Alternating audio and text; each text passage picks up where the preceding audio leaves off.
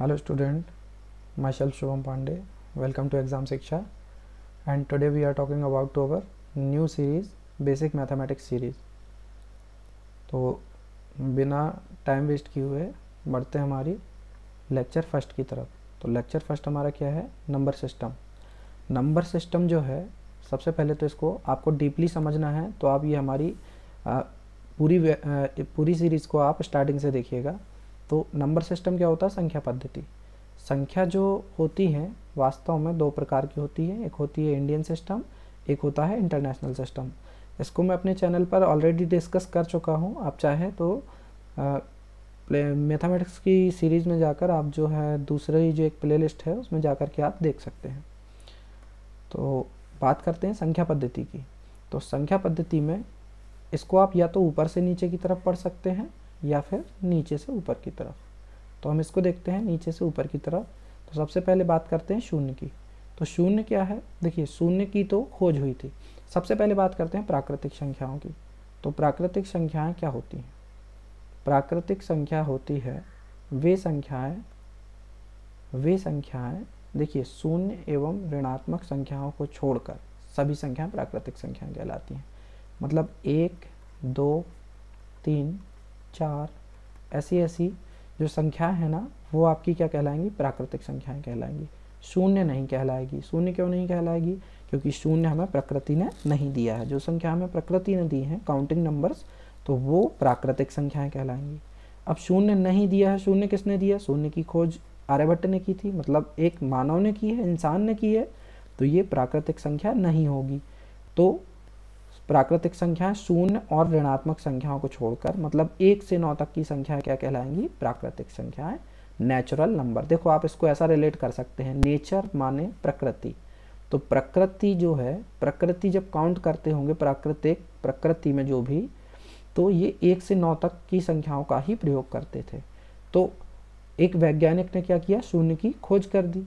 तो अब शून्य और 1 से 9 तक, मतलब प्राकृतिक संख्याएं, ये दोनों संख्याएं मिलकर क्या बन गई हमारी? ये दोनों मिलकर प्राकृतिक संख्या और शून्य मिलकर बन जाती है पूर्ण संख्या। तो इसको क्या बोलते हैं? Whole number. Whole number. तो पूर्ण संख्या क्या कहलाती है? शून्य एवं सभी प्राकृतिक संख्याएं मिलकर पूर्ण संख्याएं कहलाती हैं। शून्य और प्राकृतिक संख्या मिलकर पूर्ण संख्या कहलाती हैं। अब पूर्ण संख्या और ऋणात्मक पूर्णांक। अब देखिएगा, पूर्ण संख्याएं और ऋणात्मक पूर्णांक क्या होता है। तो सबसे पहले तो पूर्णांक समझिए। जो पूर्णांक होते हैं उसमें क्या होता है, ये क्या कहलाती है? हमारी संख्या रेखा कहलाती है। संख्या रेखा में क्या होता है कि दाईं तरफ जो अगर हम जाते हैं तो धनात्मक संख्याएं मिलती हैं, और बाईं तरफ यदि हम जाते हैं तो ऋणात्मक संख्याएं मिलती हैं। शून्य जो है वो बीच में होता है। तो पूर्णांक जो है हमारा, देखिएगा, पूर्णांक किससे मिलकर बनता है? पूर्ण संख्या और ऋणात्मक संख्या। और पूर्ण संख्या क्या होती है? प्राकृतिक संख्या और शून्य। तो जो पूर्णांक होगा, इंटीजर्स जो है, उसको क्या होगा? धनात्मक संख्याएं, ऋणात्मक संख्याएं और शून्य, ये मिलकर क्या बनती हैं? पूर्णांक संख्या बनती हैं। अब देखो, सबसे छोटी पूर्णांक संख्या क्या होगी?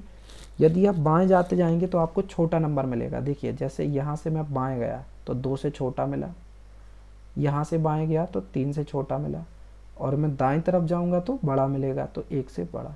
तो सबसे छोटी संख्या इस साइड मिलनी चाहिए और सबसे बड़ी यहाँ मिलनी चाहिए। तो सबसे छोटी संख्या हम नहीं ज्ञात कर सकते हैं, सबसे छोटा पूर्णांक जो संख्या है वो ज्ञात नहीं की जा सकती है, और सबसे बड़ी पूर्णांक संख्या भी ज्ञात नहीं की जा सकती, क्योंकि आप यहाँ अनंत तक इसको लिख सकते हैं, यहाँ भी आप इसको अनंत तक लिख सकते हैं। तो ये हो गया हमारा पूर्णांक। पूर्णांक के बाद देखिए, पूर्णांक और भिन्न मिलकर बनती है परिमेय संख्या। तो अब ये भिन्न क्या होती है, सबसे पहले समझिएगा। देखिए, भिन्न क्या होती है। तो भिन्न के लिए एक ये यहाँ पर स्लाइड ले लेते हैं। चलिए, भिन्न की चर्चा आगे करते हैं जब परिमेय संख्याओं की बात होगी। तो ये पूर्णांक संख्या। इसके बाद बात करते हैं सम संख्याओं की। तो पहले ये सारी संख्याएं हम समझ लेते हैं, उसके बाद हम ग्राफ को समझते हैं। सम संख्या क्या कहलाती है?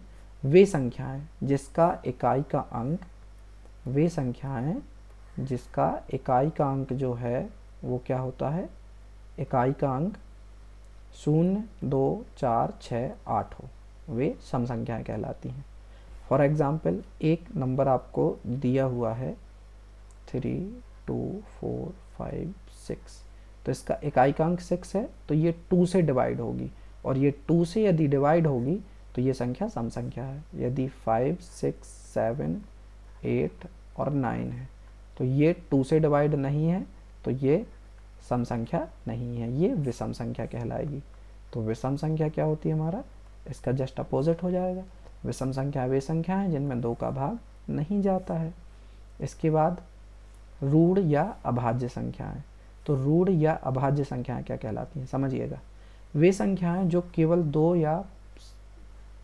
दो संख्याओं से पूर्णतः विभाजित होती हैं, जिसमें एक तो वह स्वयं एवं दूसरी संख्या एक है, रूढ़ या अभाज्य संख्याएं कहलाती हैं।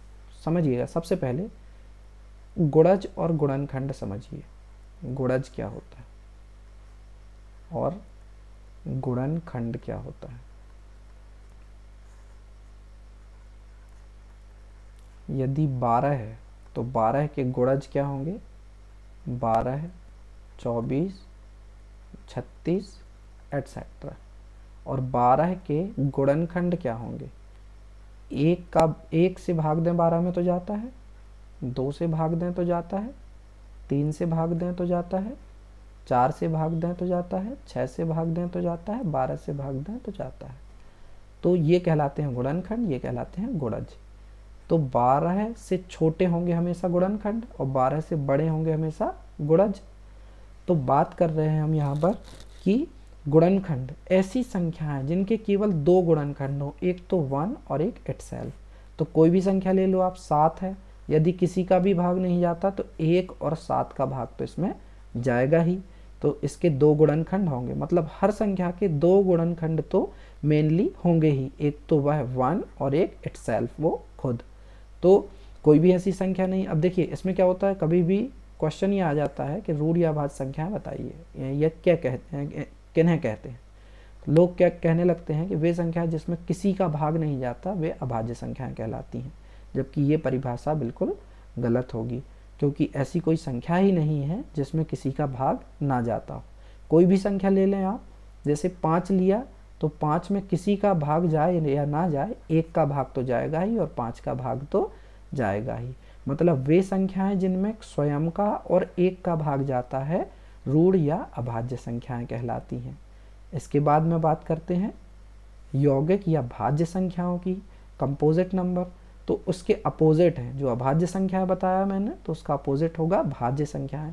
वे संख्याएं जिसमें देखिए जैसे 5 था तो इसका 1 का भाग जाएगा इसमें और 5 का भाग जाएगा। 9 है तो इसमें 1 का भाग जाएगा, 3 का भाग जाएगा और 9 का भाग जाएगा। तो ऐसी संख्या जिसमें 1 और खुद को छोड़कर किसी अन्य संख्या का भाग जाए वे भाज्य संख्याएं कहलाती हैं। बढ़ते हैं अगली स्लाइड की तरफ हमारी। तो अगली जो स्लाइड है वो क्या है, असहभाज्य संख्या। असहभाज्य संख्याएं क्या कहलाती हैं, समझिएगा ध्यान से। को प्राइम नंबर, तो ये हमेशा ग्रुप में होती हैं, पहली बात तो। दूसरी बात, आपको HCF निकालना होता होगा, जैसे 3, 5 और 7, इनका आप यदि HCF निकालें, मतलब इसमें आप किसी भी संख्या से भाग दें तो कोई भी ऐसी कॉमन नंबर नहीं मिलेगा जिसका भाग इन तीनों में जाता हो। तो ये क्या कहलाएगी, हमारी असहभाज्य संख्या। उदाहरण के लिए दूसरी ले ली मैंने, 2 और 3, ये भी असहभाज्य संख्या है। 5, 10 और 2, ये असहभाज्य संख्या है क्या। देखिए 5, 10 और 2, इनका यदि आप HCF निकालेंगे तो HCF क्या आएगा, 2 आएगा, तो सॉरी 1 ही आएगा, तो ये भी असहभाज्य संख्या है। यदि 4 और 2, तो ये असहभाज्य संख्या नहीं है, क्योंकि 2 का भाग इन दोनों में जा रहा है। यदि 3 और 4 है तो ये असहभाज्य संख्या है, ये नहीं है। तो कौन सी संख्याएं असहभाज्य संख्याएं होंगी, को प्राइम नंबर कौन होंगे, वे होंगे जिनमें क्या होगा, जिनमें मतलब 1 के अलावा किसी भी संख्या का भाग कॉमन तरीके से ना जाए। तो वो हमारी क्या कहलाएंगी, असहभाज्य संख्याएं कहलाएंगी। को प्राइम नंबर उदाहरण के लिए ये हैं, जैसे यदि मैं लिखूं 9 और 7, तो देखिए 3 का भाग 9 में तो जाता है लेकिन 7 में नहीं जाता है, तो इनका HCF निकालें यदि आप, तो HCF जो है वो क्या होना चाहिए, 1 होना चाहिए। तो वो क्या कहलाएंगी, आपकी असहभाज्य संख्याएं कहलाएंगी। इसके बाद बात करते हैं परिमेय संख्याओं की। तो वे संख्याएं जिन्हें P/Q के रूप में लिखा जा सकता है क्या कहलाती हैं, परिमेय संख्याएं। तो P/Q के रूप में, तो वो तो ऐसा तो हम सभी संख्याओं को P/Q के रूप में लिख सकते हैं, क्योंकि यदि 5 है तो 5 को मैं लिख सकता हूँ 5/1। तो ऐसा तो सभी संख्याओं को P/Q के रूप में लिख सकते हैं। तो सारी संख्याएं क्या परिमेय संख्याएं हैं, ऐसा नहीं होता है। कुछ संख्याएं जो हैं वो अपरिमेय हैं, वो मैं आगे बताऊंगा आपको। पहले तो आप समझ लें वे संख्याएं जिनको हम P/Q के रूप में लिख सकते हैं, जैसे 0.2 है तो हम इसको क्या लिख सकते हैं, 2 और दशमलव का 1 लिख देते हैं, उसके बाद एक अंक है तो एक शून्य रख देते हैं, तो 2 एकम 2, 2 पंचा 10, 1/5। देखिए इसको हम P/Q के रूप में लिख सकते हैं। तो कोई भी ऐसी संख्या जिसको P/Q के रूप में लिखा गया हो या लिखा जा सकता हो, परिमेय संख्या कहलाती है। बस शर्त ये है कि उसका हर जो है यहाँ पर आप शून्य नहीं रख सकते हैं, आप अंश में शून्य रख सकते हैं। उदाहरण के लिए समझिएगा 0/5, तो 0 को भाग देना है आपको किससे, 5 से, 5 शून्यम 0, कट गया, उत्तर आ गया 0। तो 0 एक परिमेय संख्या है और 0 अंश में लिख सकते हैं आप, पर हर में आप 0 नहीं लिख सकते, क्योंकि 5/0 यदि आपने लिखा है तो इसको आप हल करेंगे तो 0 से भाग देना है, तो 0 से आप अनगिनत बार भी गुणा कर लेंगे तब भी 5 नहीं आएगा, तो इसका मान कितना आएगा, अनंत। यदि किसी संख्या के बटे में 0 लिख दिया जाता है तो उसका मान होता है अनंत। तो इसलिए वो कोई भी संख्या परिमेय संख्या तब होगी जब उसे P/Q के रूप में लिखा जा सकता हो और उसके बटे में 0 ना हो। अपरिमेय संख्या क्या होती हैं, जिन्हें हम P/Q के रूप में नहीं लिख सकते हैं। अब आपके दिमाग में एक प्रश्न आ रहा होगा कि सभी संख्याओं को तो P/Q के रूप में लिख सकते हैं, तो ऐसी कौन सी संख्या है। उसके लिए आपको समझना होगा दशमलव। तो दशमलव क्या होता है, भिन्न क्या होती है और दशमलव क्या होती है। भिन्न का मतलब होता है एक केक रखा हुआ है, उसके मैंने 4 टुकड़े कर दिए, तो ये वाला टुकड़ा कहलाएगा 1/4। कितने में से, 4 का 1 भाग ये, और ये दोनों होंगे तो ये कितना हो जाएगा, एक ये, तो 2/4 हो जाएगा ये, मतलब 2 एकम 2, 2 दूनी 4, 1/2, मतलब ये आधा भाग हो जाएगा। ये कहलाती है भिन्न। तो भिन्न हमेशा क्या होती है, 0 से छोटी होती है। तो जैसे सबसे पहले समझिएगा भिन्न कितने प्रकार की होती है। तो भिन्न होती है आपकी 3 प्रकार की। एक होती है आपकी साधारण भिन्न, एक होती है आपकी असाधारण भिन्न।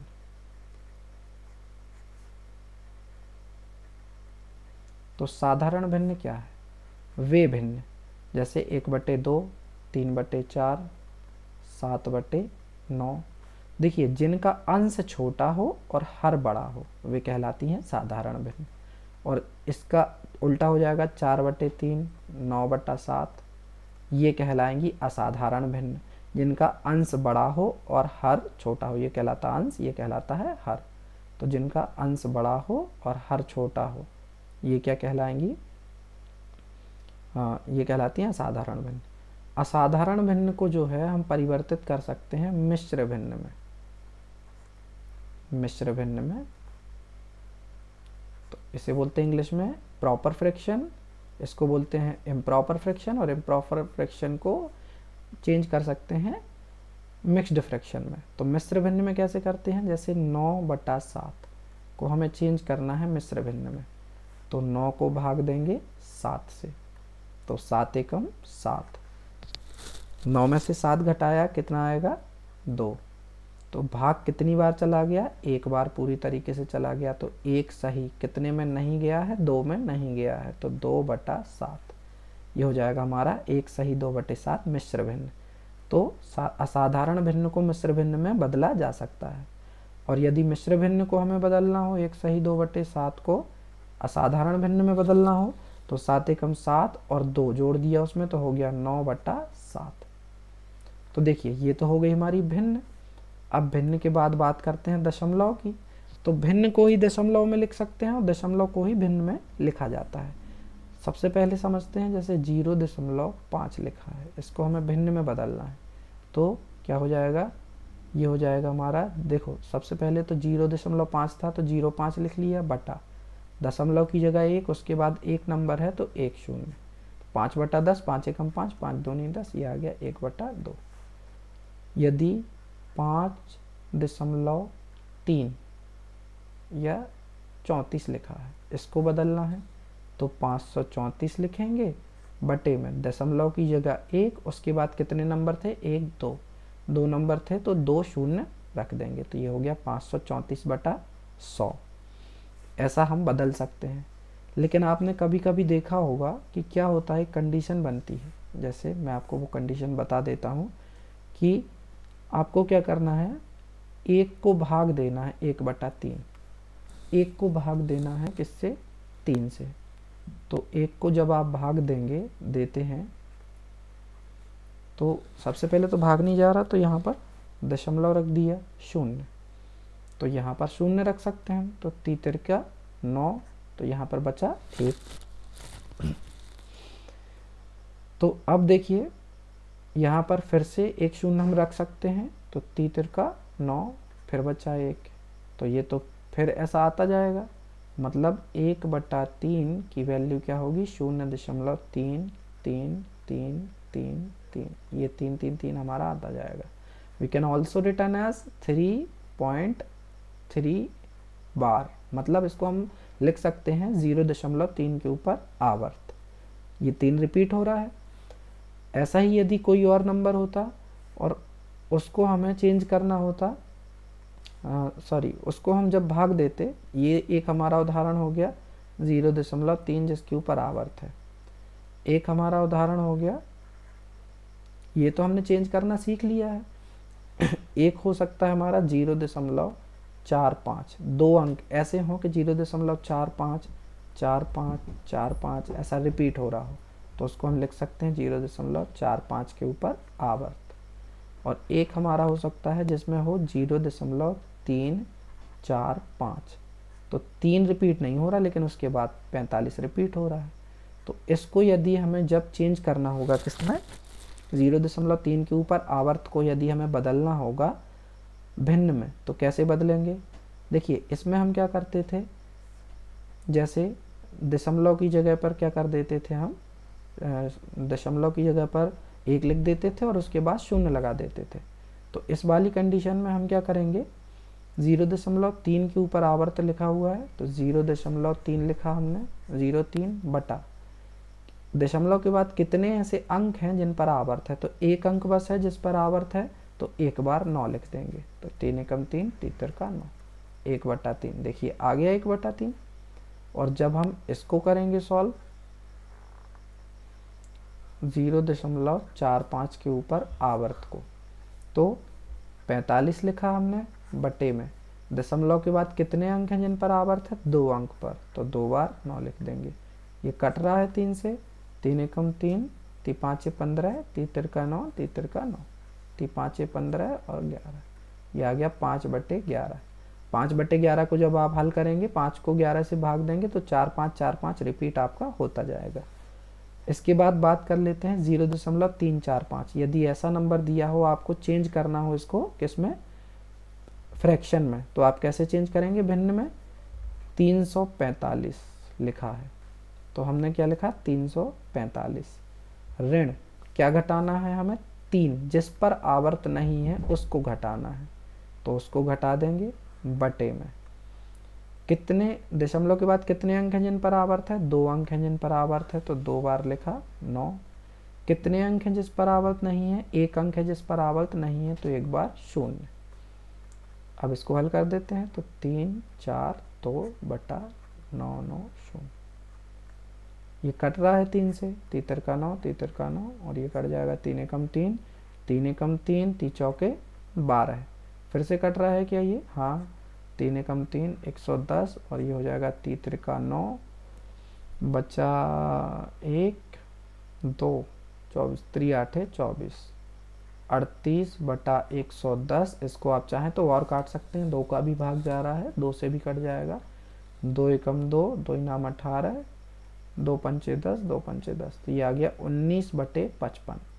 19/55 जो है हमारा आंसर आ जाता है। देखिए ये हो गया हमारा क्या, भिन्न को बदलना। देखिए तो हमने क्या सीखा, सबसे पहले हमने सीखा कि 3 प्रकार के जो दशमलव हमें मिलती हैं भिन्न। पहली मिलती है, एक तो मिलती है 0.5, जिसको हम आसानी से चेंज कर सकते हैं। एक होता है 0.3 पर आवर्त, मतलब कोई भी संख्या हो सकती है। और तो ये क्या कहलाते हैं, अनावर्ती। देखो मैं आपको इतना ज़्यादा कॉन्सेप्ट मैं डीपली नहीं बता रहा हूँ इसलिए क्योंकि आप कंफ्यूज हो जाएंगे। तो आपको अनावर्ती, अशांत, शांत ये समझने की ज़रूरत नहीं, आप तो समझ लीजिए सीधा सीधा जो रिपीट हो रहे हैं वो रिपीटिंग डेसिमल कहलाते हैं, आवर्ती बोलते हैं हिंदी में उनको, और अशांत दशमलव भी बोलते हैं। अब देखिए 0.45 पर रिपीट हो रहा था, ये भी रिपीटिंग डेसिमल है हमारा, आवर्ती दशमलव है, अशांत दशमलव है। एक और था जिसमें 3 4 5, मतलब एक अंक ऐसा था जिस पर आवर्त नहीं था, उसके बाद के अंक रिपीट हो रहे थे। मतलब इसको यदि ऐसा आ रहा था ये 0.345 45 45, तो केवल 4 5 रिपीट हो रहा था। बट एक कंडीशन आपको ऐसी मिल सकती है, जब आप किसी संख्या को, जैसे x को आप भाग दे रहे हैं y से, तो आपको दशमलव में ऐसी संख्या मिलती है एक 0.345 मतलब ये रिपीट होता जा रहा है, लेकिन क्या हो रहा है, रिपीट ये आपका आता जा रहा है लेकिन रिपीट नहीं हो रहा है। एक तो ख़त्म भी नहीं हो रहा, आप भाग देते जा रहे हैं तो आंसर भी आता जा रहा है और रिपीट भी नहीं हो रहा है। तो इस संख्या को हम बोलते हैं अपरिमेय संख्या। ये x/y जो संख्या होगी हमारी, जिसमें हमें x को y से भाग दे रहे हैं तो उत्तर आता जाएगा आपका, हल नहीं होगा, वो कहलाती है अपरिमेय संख्या। जैसे पाई एक अपरिमेय संख्या है। तो अब आपके दिमाग में एक प्रश्न आया होगा कि पाई का मान होता है 22/7, तो पाई अपरिमेय संख्या है, बट हम इसको तो 22/7 के रूप में लिख सकते हैं, तो ये परिमेय संख्या होनी चाहिए। तो ऐसा नहीं है, वास्तव में 22/7 जो है वो पाई का लगभग मान है, ये एक्चुअल वैल्यू नहीं है। पाई की एक्चुअल वैल्यू कोई निकाल नहीं पाया है आज तक, 82,000वें स्थान तक इसको निकाला गया, ये वर्ल्ड रिकॉर्ड है। तो पाई की जो वैल्यू है इसको निकाला नहीं पा रहा था, तो क्या किया गया, 22/7 या 3.14 जो है इसको क्या मान लिया था, इसकी एक अप्रॉक्स वैल्यू मान ली थी, लगभग वैल्यू। तो आपको क्वेश्चन आ जाता है एग्जाम में कि निम्नलिखित में से कौन सी संख्या जो है वो अपरिमेय है, और एक और कुछ भी लिख दिया, 4 लिख दिया। तो 4 तो परिमेय है क्योंकि 4/1 लिख सकते हैं, इसको भी लिख सकते हैं, 3.14 को भी हम लिख सकते हैं, 3.14 को लिख सकते हैं 314/100, तो ये भी परिमेय संख्या है, केवल ये अपरिमेय संख्या है। तो ये हो जाएगा हमारा राइट आंसर। तो यहाँ कंफ्यूज व्यक्ति इसलिए हो जाता है कि पाई के मान ये दोनों हैं, तो ये आंसर होना चाहिए। तो याद रखिएगा आप कि अपरिमेय संख्या क्या कहलाती है। तो अपरिमेय संख्या वास्तविक, अब देखते हैं वास्तविक संख्याएं। तो वास्तविक संख्याएं क्या कहलाती हैं, वास्तविक संख्याएं कहलाती हैं परिमेय अपरिमेय संख्याएं, सभी संख्याओं का जो मिक्स रूप है वो क्या कहलाता है, वास्तविक संख्याएं कहलाती हैं। अवास्तविक या काल्पनिक संख्याएं क्या कहलाती हैं, समझिएगा। जैसे करणी 9 लिखा हुआ है, अब मैं बोलूं कि इसको आपको क्या करना है, इसको हल कीजिए, तो आप कहेंगे कि 9 की जो वैल्यू होती है वो क्या होती है, 9 को लिख सकते हैं 3 का वर्ग, माइनस तो ये हमारा बाहर है ही, तो ये वर्ग से करणी कट जाता है हमारा, ठीक है। तो वर्गमूल निकालना होता है, तो 9 का वर्गमूल तो 3 होता है। लेकिन अब देखिए ये धन का है या ऋण का है, क्योंकि आप धन 3 का भी वर्ग करेंगे तो क्या हो जाएगा आपका, तीतर का 9 हो जाएगा, और ऋण 3 का वर्ग करेंगे तो तीतर का 9 होगा, और ऋण का वर्ग तो धन ही होता है, तो धन 9 ही आएगा। तो इसकी वैल्यू तो आप निकाल नहीं सकते, इसकी आप काल्पनिक मान सकते हैं कि या तो ये धन का 3 है या ये ऋण का 3 है, तो ये काल्पनिक संख्याएं कहलाती हैं वे संख्याएं। और जो आई वाली संख्याएं होती हैं वो इतना डीपली हमें समझने की ज़रूरत नहीं है, वो बीएससी मैथमेटिक्स का टॉपिक है। आपको एग्ज़ाम्स में, कॉम्पिटेटिव एग्ज़ाम में इतना नहीं पूछा जाएगा। आपको अधिकतर यही पूछा जा सकता है कि काल्पनिक संख्याएं क्या कहलाती हैं। तो काल्पनिक संख्याएं वे कहलाती हैं जो वास्तव में कोई संख्या है नहीं, बस उनकी कल्पना की जा सकती है। तो ये सारी संख्याएं आपको समझ में आ गई हैं। तो अब देखते हैं, बढ़ते हैं चार्ट की तरफ हमारे। तो चार्ट क्या था, देखिए सबसे पहले प्राकृतिक संख्याएं वे संख्याएं होती हैं जिनमें जो 1 से 9 तक जो हमें प्रकृति ने दी हैं, उसमें आर्यभट्ट जी ने शून्य मिला दिया तो वो बन गई पूर्ण संख्याएं।